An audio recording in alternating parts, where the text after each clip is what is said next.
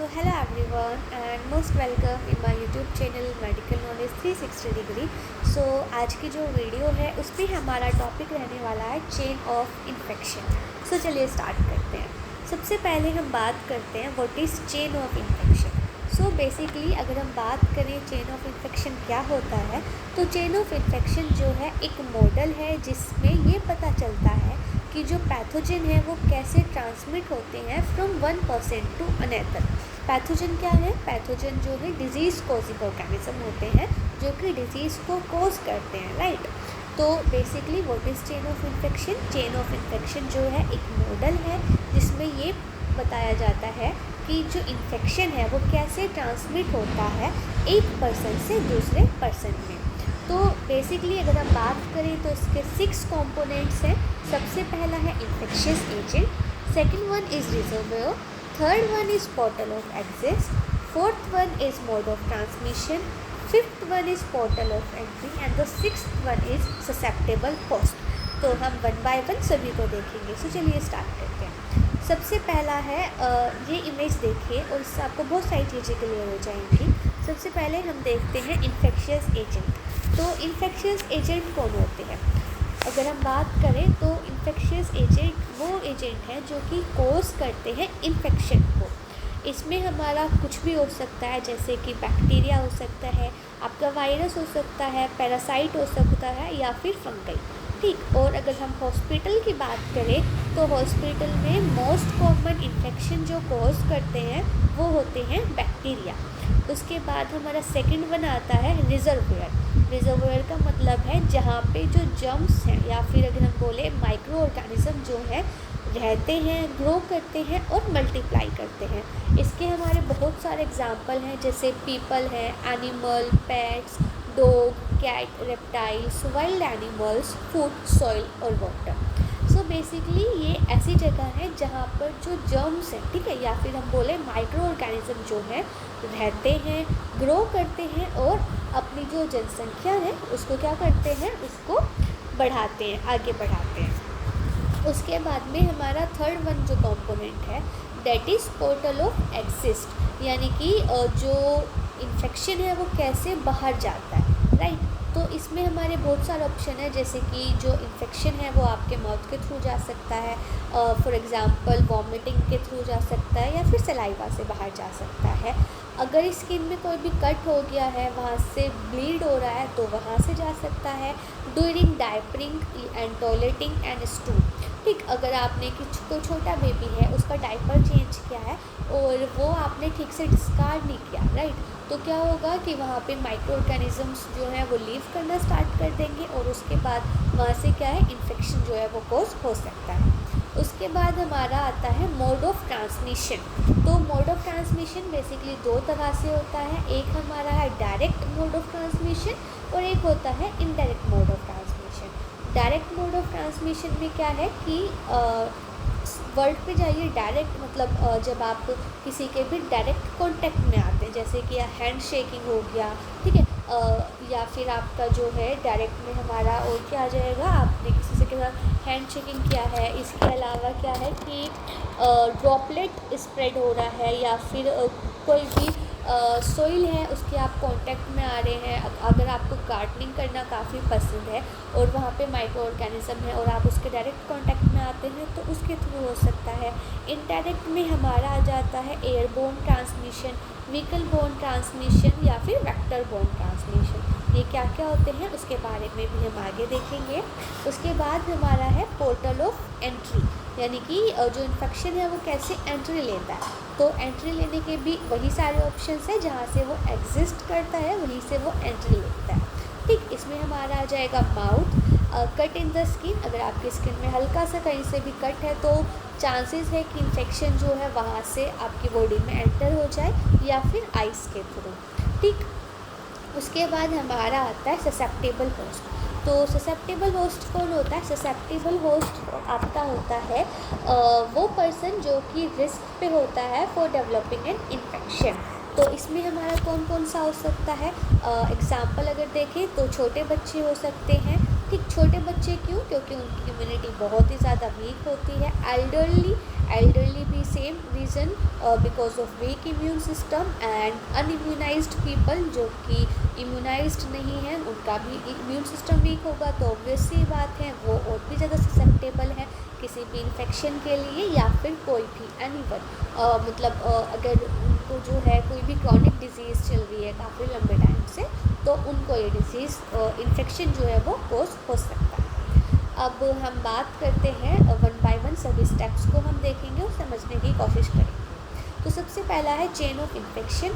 So what is chain of infection? Chain of infection is a model of how pathogens are transmitted from one person to another. Chain of infection जो है एक model है जो कि हमें यह दर्शाता है कि जो पैथोजन है यानी कि जो डिजीज़ कॉजिंग ऑर्गेनिज्म है वो कैसे ट्रांसमिट यानी कि फैलते हैं एक पर्सन से दूसरे पर्सन में। अब जो हमारा फर्स्ट कंपोनेंट आता है चेन ऑफ इन्फेक्शन का वो है आपका इन्फेक्शियस एजेंट। तो इन्फेक्शियस एजेंट में हमारा कौन कौन हो सकते हैं? Bacteria, virus and fungus are the common agent that cause infection, and most common infection causing agent in the hospital is bacteria. Hospital में सबसे ज़्यादा जो इन्फेक्शन कॉज करता है वो आपके बैक्टीरिया होते हैं। सेकंड हमारा जो कंपोनेंट आता है चेन ऑफ इन्फेक्शन का वो है रिजर्वेयर। रिजर्वेयर जो है ये सोर्स है of natural habitat of the micro organism, यानी कि वो जगह जहाँ पे माइक्रो ऑर्गेनिज्म लीव करता है, ग्रो करता है और मल्टीप्लाई करता है। Reservoirs to pathogenic organisms include human, animal, food, water, milk and inanimate object. Now इस इमेज में देखिए रिजर्वेयर हमारा क्या हो सकता है, ये हमारा कुछ भी हो सकता है। ह्यूमन में जो माइक्रो ऑर्गेनिज्म है वो ग्रो कर सकता है, एनिमल्स एंड इनएनिमेट ऑब्जेक्ट्स यानी कि जो क्या है जिनके अंदर बेसिकली जो लिविंग नहीं होते, राइट, उसमें आपका सेलफोन हो गया या फिर आपका हैंकी हो गया जहाँ पे इन्फेक्शन नॉर्मली रहता है, राइट। अगर हम ह्यूमन्स की बात करें तो ह्यूमन में कैसे हो सकता है, इसका अगर हम एग्जांपल देखें तो सेक्सुअली ट्रांसमिटेड डिजीज़ जिसमें आपका HIV अगर हम देखें तो HIV वाले केस में क्या होता है कि वो बॉडी के अंदर जो है क्या होता है ग्रो करता है और मल्टीप्लाई करता है, और अगर कोई भी पर्सन जो है वो सेक्सुअली इंडल्ज होते हैं, अगर किसी को STD है तो वो क्या करता है एक पर्सन से दूसरे पर्सन में उसको ट्रांसमिट कर देता है, राइट। अब बात करते हैं पोर्टल ऑफ एग्जिट के बारे में। तो portal of exit is the site from where the micro organism leave the host.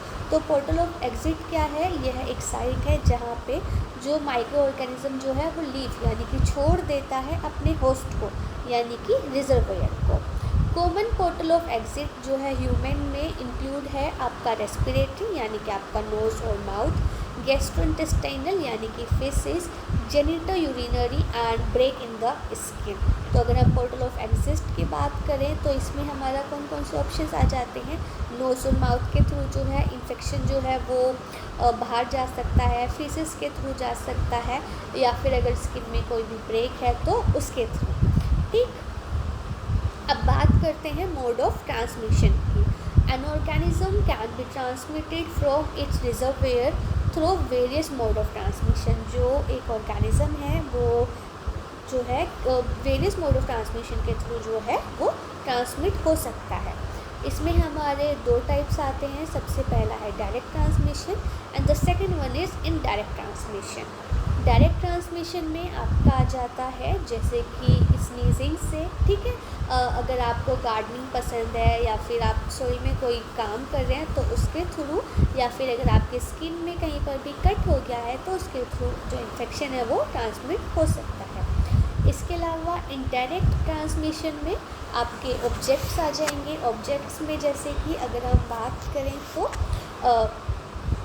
कोई भी ड्रॉपलेट है या फिर कोई भी डस्ट है जिसके अंदर कोई भी माइक्रो ऑर्गेनिज्म है और वो एयर के थ्रू जा रहा है, या फिर आपका जो सेल फोन है उसमें कोई भी माइक्रो ऑर्गेनिज्म जो है एयर के थ्रू आके लग चुका है, उसके थ्रू जा सकता है। या फिर वेक्टर बोर्न जो है आपका इन्फेक्शन, वेक्टर बोर्न इन्फेक्शन में हमारे मॉस्किटो हैं, फ्लाइज हैं, या फिर टिक्स के थ्रू। ठीक है, अगर हम इसमें बात करें जैसे यर्सीनिया पेस्टिस है, ठीक, या फिर आपका क्या है शिगेला वायरस जो है वो किसके थ्रू होता है, फ्लाइज के थ्रू होता है, तो उसके थ्रू भी आपको जो है इन्फेक्शन वो कोज हो सकता है। इसके बाद बात करते हैं पोर्टल ऑफ एंट्री।